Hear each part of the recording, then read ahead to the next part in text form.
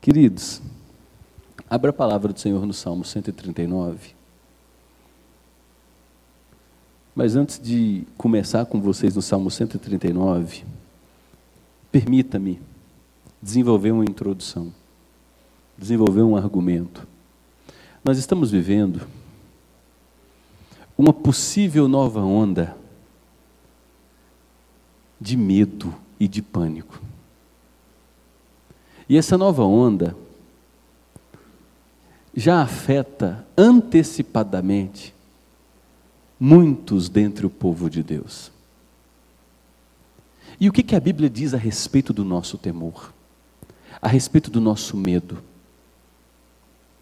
Quando a gente está sendo assediado pelo medo, quando a gente está sendo tentado a se dobrar diante do pavor, diante da inútil preocupação, o que a Bíblia nos chama a fazer é relembrar quem Deus é em sua essência, é relembrar os atributos de Deus, é relembrar a relação que Deus tem comigo e com você. Josué tinha um grande desafio. O líder Moisés havia acabado de morrer. O líder que tirou o povo da escravidão do Egito e caminhou com esse povo 40 anos no deserto. Moisés morre. Josué sucederá Moisés.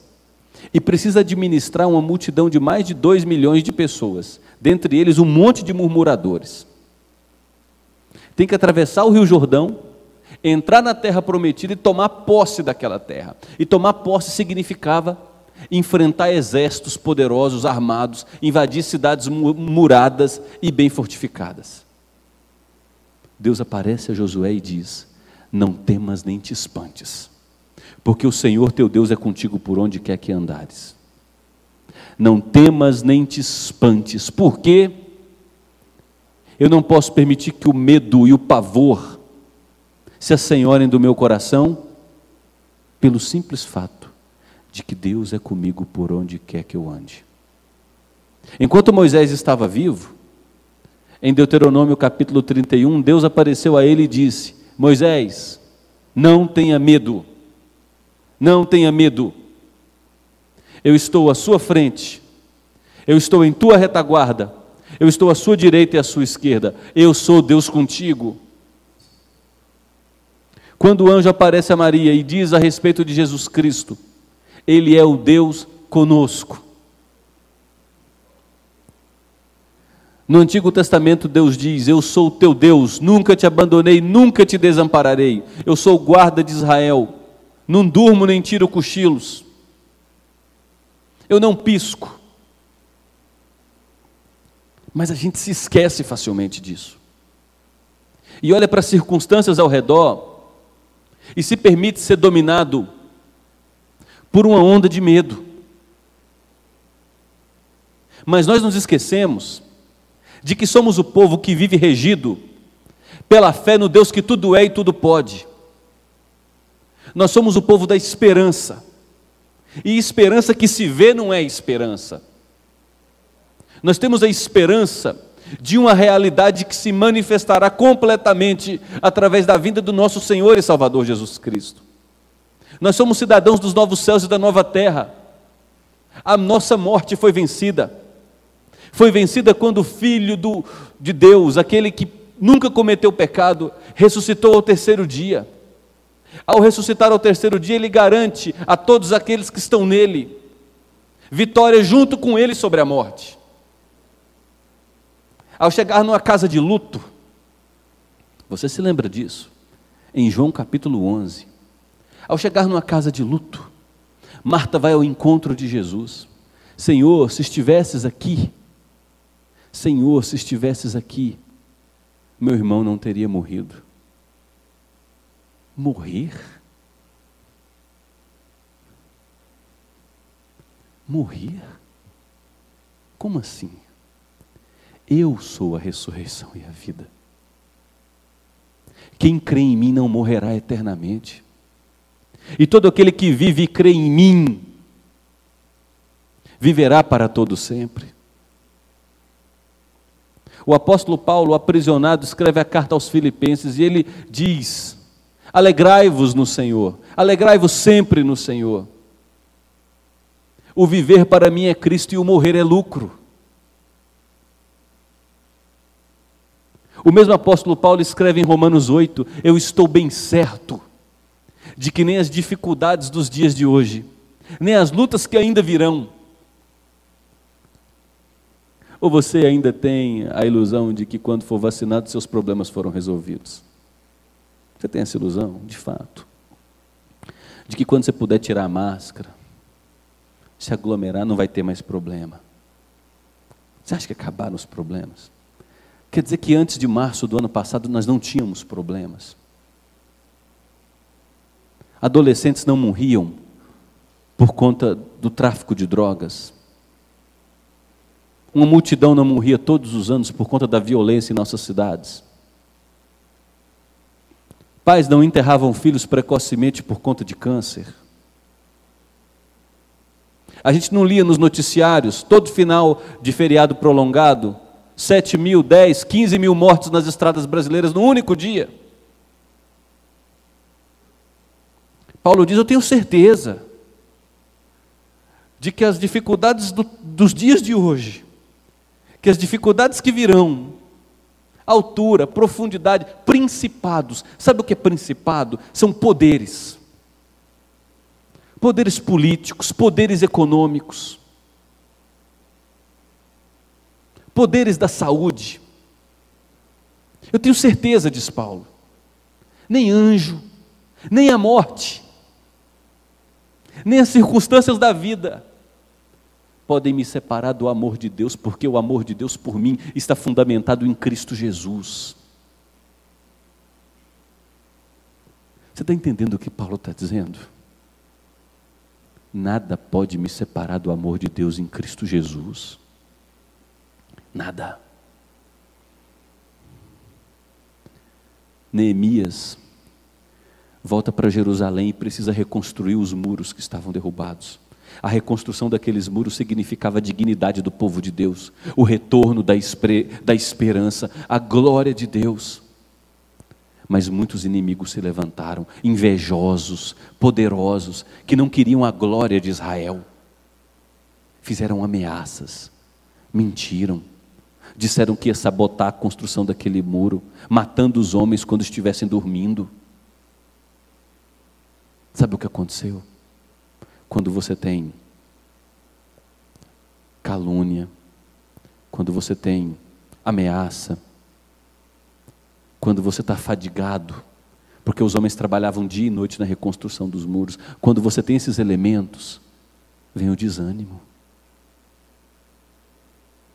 Para onde você olha, parece que é só notícia ruim. Com quem você conversa só fala a mesma coisa. Um pessimismo planetário. Mas a gente continua com o pão sobre a mesa. A gente continua com a graça de Deus se renovando a cada dia. A gente continua com a palavra de Deus nos orientando, nos animando, nos renovando.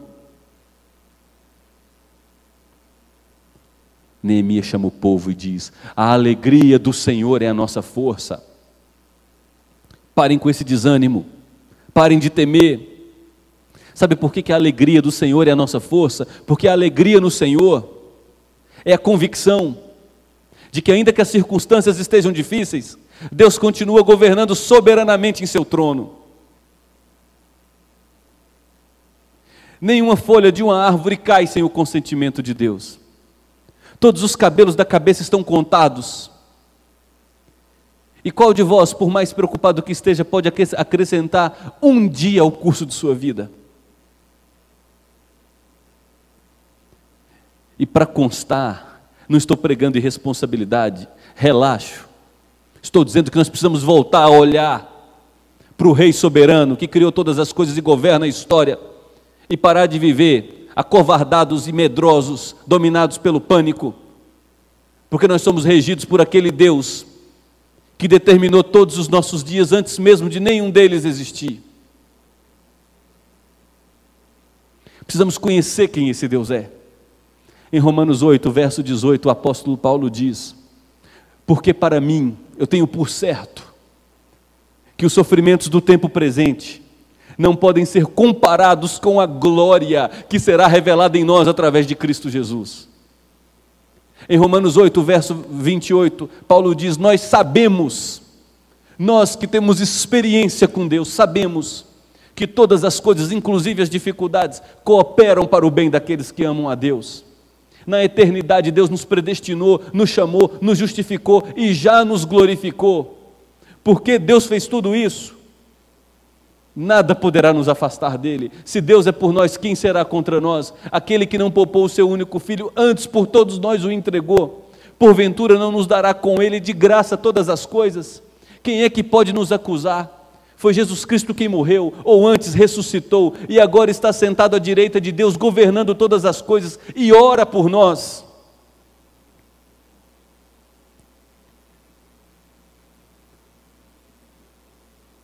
Se Deus é por nós, quem será contra nós? Precisamos conhecer os atributos de Deus, nos deleitar nos atributos de Deus, nos agarrar aos atributos de Deus e descansar nos atributos de Deus. Olha o Salmo 139, por favor.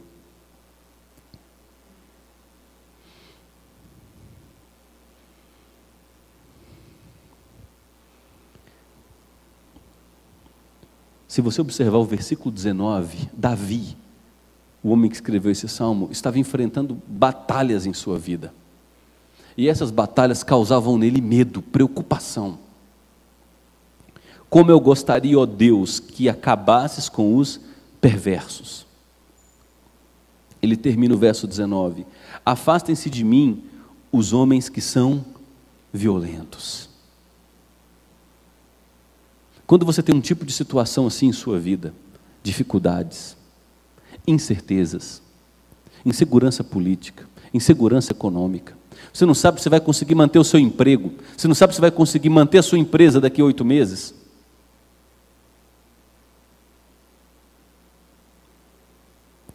Quando você é cercado por essas possibilidades, facilmente você pode ser domado pelo medo, se você não se ancorar num lugar seguro. E Davi se ancorou num lugar seguro e convoca a gente a se ancorar num lugar seguro.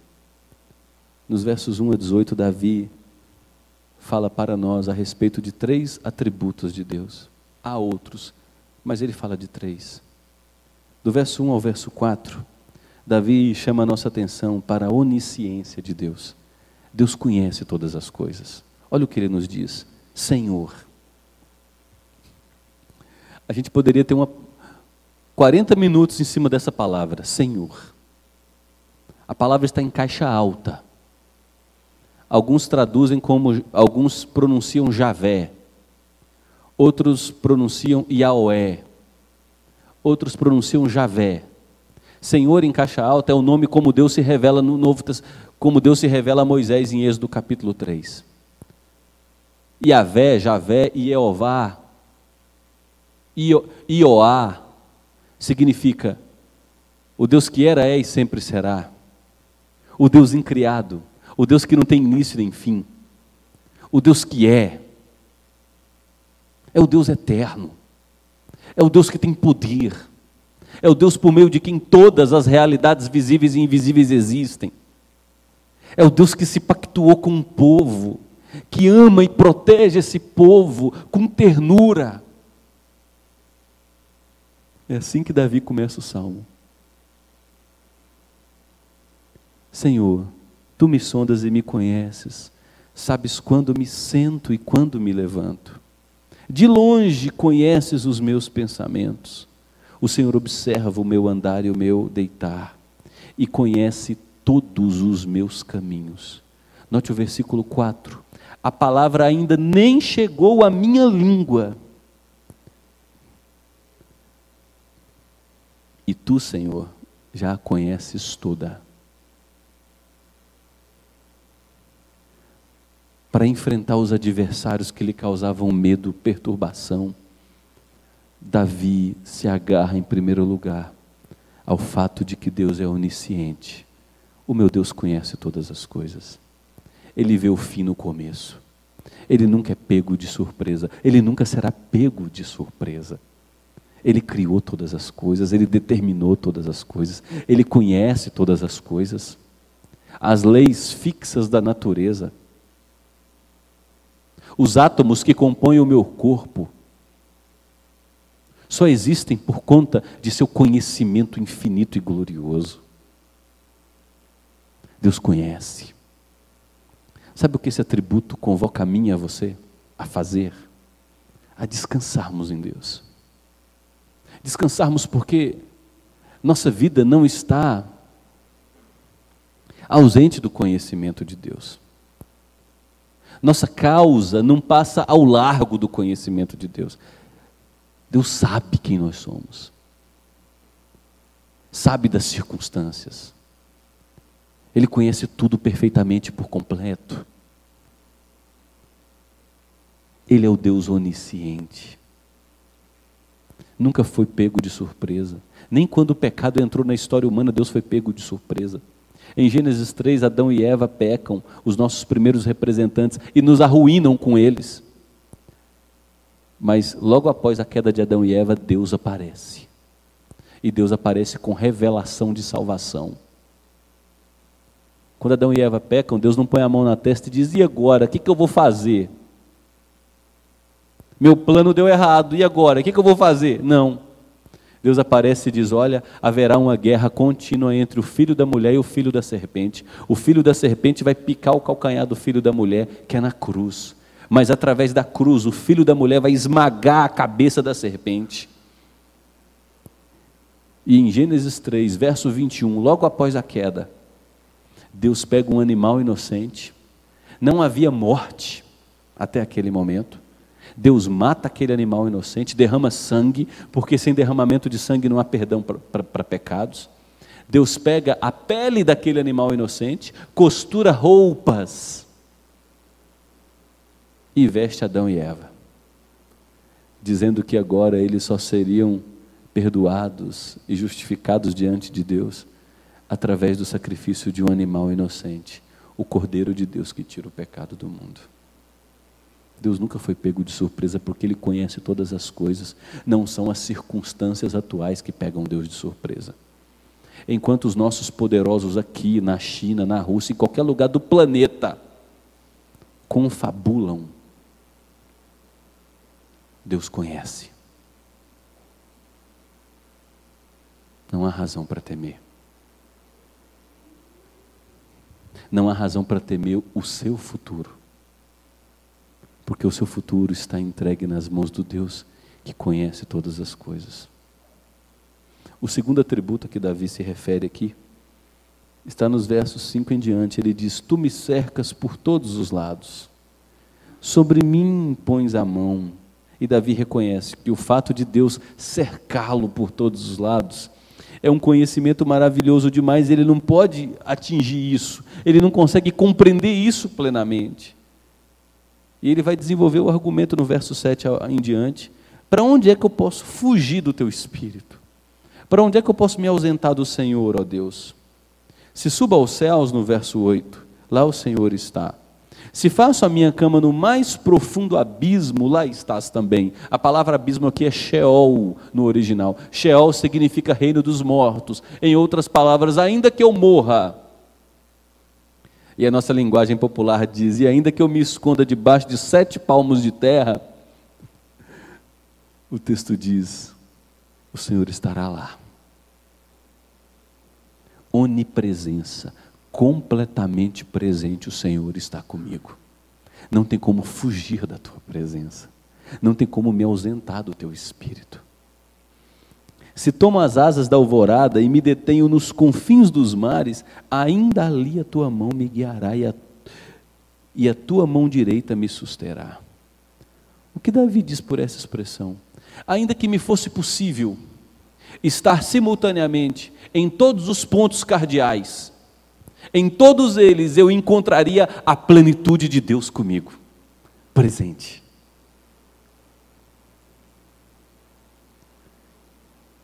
E o que o fato de Deus ser onipresente muda em nossas vidas.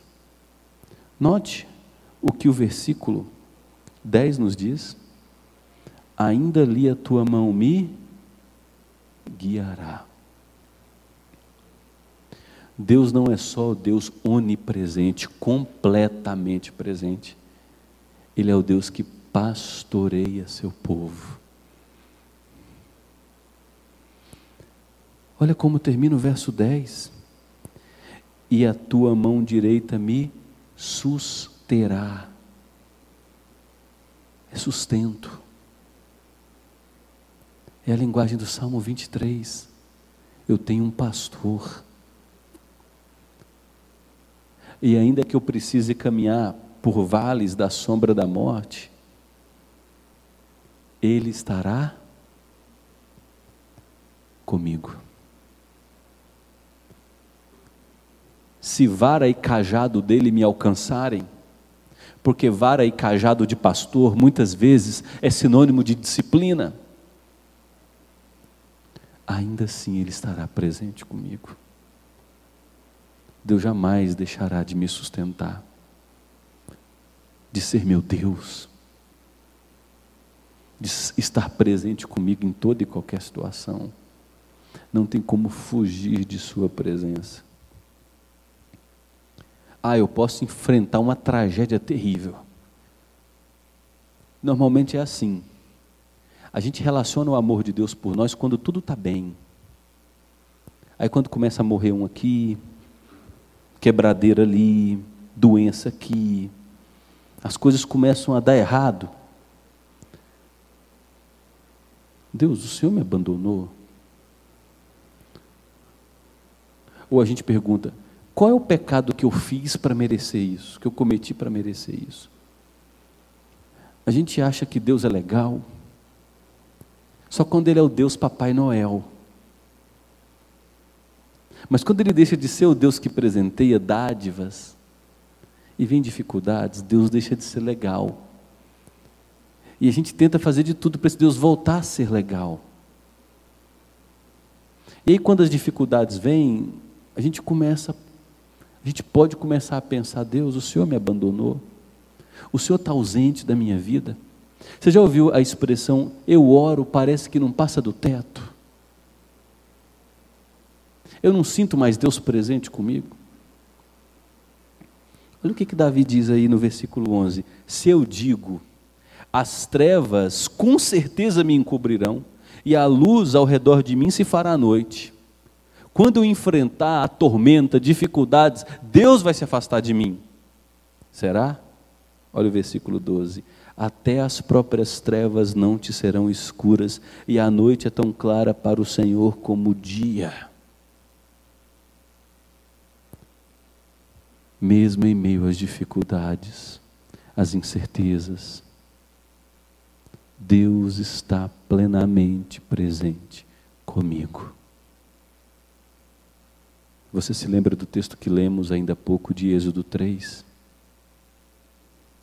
Moisés, eu vi enquanto o meu povo sofria. Eu ouvi os gemidos, as orações, as súplicas dos pais que enterraram um menino que morreu afogado. Eu conheço o drama de homem que ficou desempregado, de gente que foi feito escravo, de gente que está enlutada. Eu conheço. Eu conheço não como Deus distante, mas eu conheço como Deus pessoal que está presente. E eu ajo, eu intervenho para ajudar meu povo. Você já se perguntou por que Jesus passou pelos sofrimentos que Ele passou? Quando você olha o jardim do Getsemane, Jesus é traído por amigos, Jesus experimenta a solidão, os seus 3 amigos mais íntimos não conseguem orar por Ele, Jesus experimenta a rejeição dos líderes religiosos, que deveriam apontar o caminho para Ele como Salvador, o Messias, E os milagres e os sinais que ele realizava apontavam para isso. Jesus é preso por meio de um bando de arruaceiros que estava de madrugada lá nos botecos, e a liderança religiosa pega com pau à meia-noite para ir lá atrás dele. Jesus vê o tesoureiro de seu grupo lhe vender como um escravo banguela, um escravo de menor valor. 30 moedas de prata era isso. Jesus experimenta testemunhas falsas, uma prisão no meio da madrugada, o que era ilegal, julgamento completamente errado, experimenta açoites, coroa de espinhos, crucificação, humilhação, lança perfurando seu lado, experimenta agonia infernal. Por que Jesus passou por tudo isso?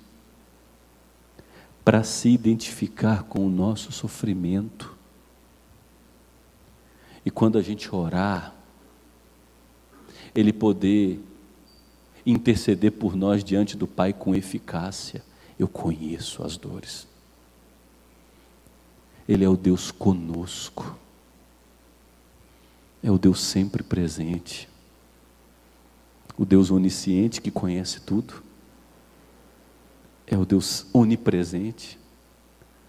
E por fim, e aqui a gente não esgota o assunto dos atributos de Deus, apenas 3.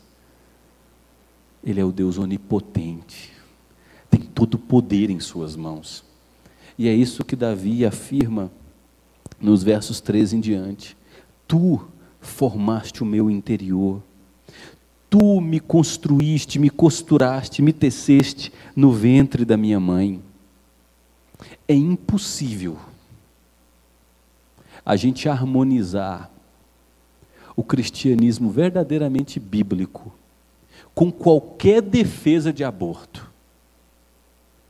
É impossível. É impossível. Porque o Salmo 139, versículo 13, deixa claro que a vida já começa em sua realidade máxima. A dignidade humana já está presente ali no ventre materno. E Deus vai costurando ali, sem homem nenhum conseguir enxergar, os órgãos, dando desenvolvimento e fazendo a vida florescer.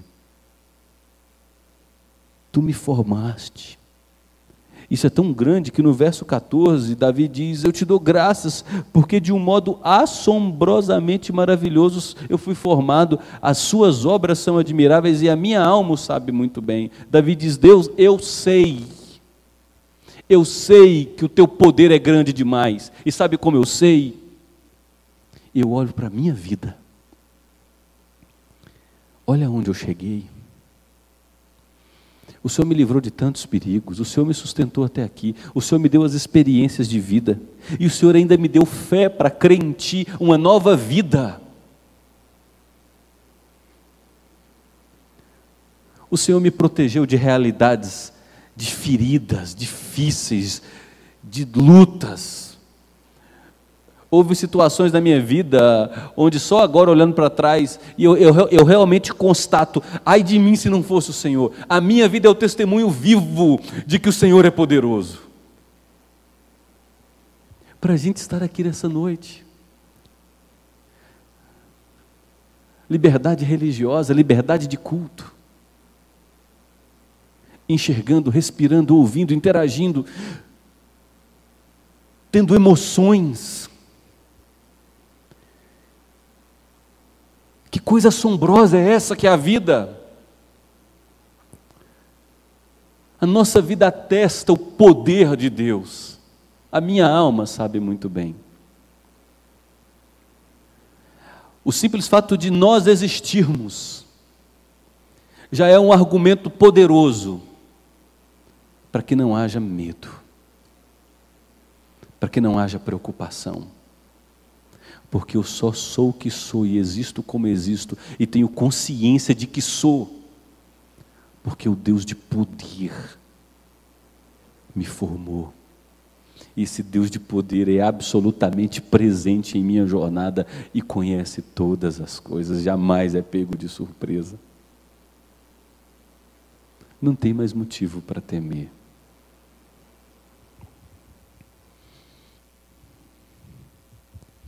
Versículo 15: os meus ossos não te foram encobertos quando no oculto fui formado. Eu estava ali, no ventre, sendo formado por ti, entretecido como nas profundezas da terra. Isso aqui é uma figura de linguagem. Profundezas da terra para se referir ao ventre materno ali. Só Deus, dando vitalidade, crescimento. Os teus olhos viram a minha substância ainda informe, e no teu livro foram escritos todos os meus dias, cada um deles escrito e determinado, quando nenhum deles ainda existia. Soberania. Isso aqui é uma linguagem poética, recheada por figuras de linguagem. Não está dizendo que na mão de Deus tem um livro com todos os nossos dias.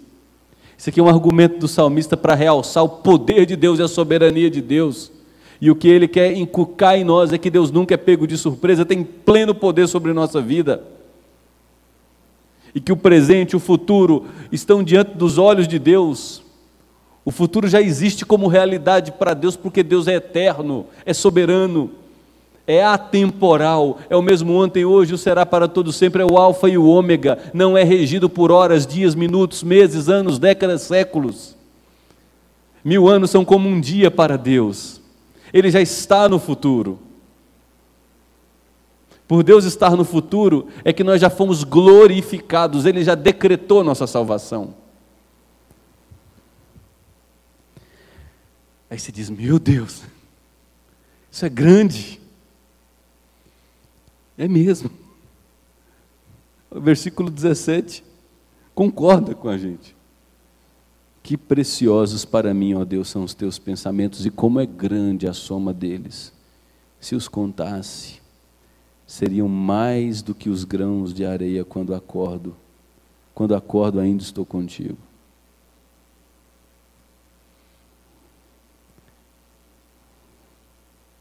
É grande demais o poder de Deus, os atributos de Deus. Sabe o que acontece com Davi? Depois que ele pensa sobre a onisciência, a onipresença e a onipotência de Deus, nos versos 19 a 22, ele entrega seus medos, ele entrega seu pavor, no formato de adversários reais. E a nossa vida é repleta por adversários reais. E como nós lidamos com os adversários reais? Não nos entregando ao medo, não nos entregando ao desânimo, não nos entregando às notícias pessimistas que surgem a cada 5 minutos. Nós nos entregamos ao medo e às realidades difíceis desse mundo debaixo do céu, renovando nossa confiança nesse Deus que é soberano, que conhece todas as coisas, que sempre está conosco, nos guiando e nos sustentando, e que tem todo o poder em suas mãos. Agora o que você e eu precisamos fazer, Davi termina nos versos 23 e 24, dizendo, me sonde, Deus, pega aqui o meu coração, prova-me e conhece os meus pensamentos, vê se há em mim algum caminho mau, e guia-me pelo caminho eterno. Diante da soberania de Deus, a gente não entrega só os inimigos, nós nos entregamos, porque diante da presença de Deus, ninguém passa despercebido. Deus, eu estou aqui, o Senhor me conhece, o Senhor sabe o que eu penso, o Senhor sabe o que eu estou sentindo, como eu estou reagindo a tudo isso, as circunstâncias ao meu redor.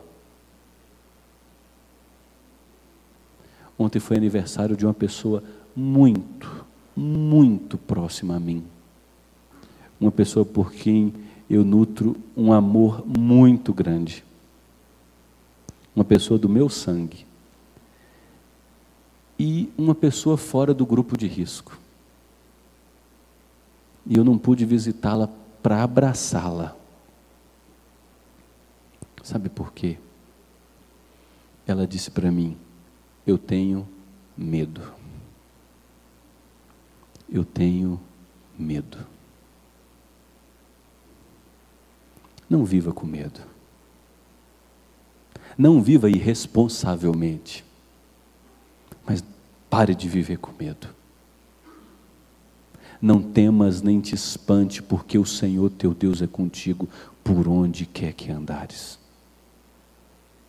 A morte já foi vencida pela ressurreição perfeita, corporal e real do nosso Senhor Jesus Cristo. E ninguém, por mais preocupado que esteja, aumentará uma hora a sua vida. O Deus que conhece todas as coisas está com você. O Deus que é plenamente presente te sustenta em toda jornada. E o Deus que tem todo o poder te conduzirá em triunfo. Quando você confrontar todos os padrões de pensamentos à luz de sua palavra e se render a Ele. Deus, sonda-me, prova-me, guia-me. Guia-me pelo caminho eterno. O que significa guiar-me pelo caminho eterno? Como Davi encerra o Salmo. É eu começar a viver no presente as realidades do caminho eterno. Davi não usou o verbo no futuro, me leve para a eternidade. O que Davi disse é: me guie pelo caminho que é eterno. Você parou para pensar nisso? Tem muita diferença eu viver de maneira correta na eternidade, mas eu ter a perspectiva da eternidade nos meus dias atuais. E quando eu já tenho a perspectiva da eternidade no hoje, eu experimento que o verdadeiro amor de Deus lança fora todo o medo. Não temas, não te espantes. O Senhor teu Deus é contigo por onde quer que andares. Nós sabemos que todas as coisas cooperam para o bem daqueles que amam a Deus. E nós estamos certos de que nem a vida, nem a morte, nem coisas do presente, nem as que ainda virão, nem altura, nem profundidade, nem principados. Ai, estou com medo. Eu estou vendo reportagem demais no YouTube, recebendo as notícias no WhatsApp. Olha a potência que está virando a China. Meu Deus, o reino da esquerda vai dominar o planeta. Ai, meu Deus. Para com isso. Nem principados, poderes políticos, econômicos, nem nenhuma outra criatura poderá nos separar do amor de Deus que está em Cristo Jesus. Portanto, entrega o teu caminho ao Senhor. Entrega o teu caminho ao Senhor. Confia nele, e o mais Ele fará. Fará sobressair a tua justiça como a luz, e o teu direito como o sol ao meio-dia. Descansa no Senhor e alimenta-te da verdade, porque os justos herdarão a terra. Amém?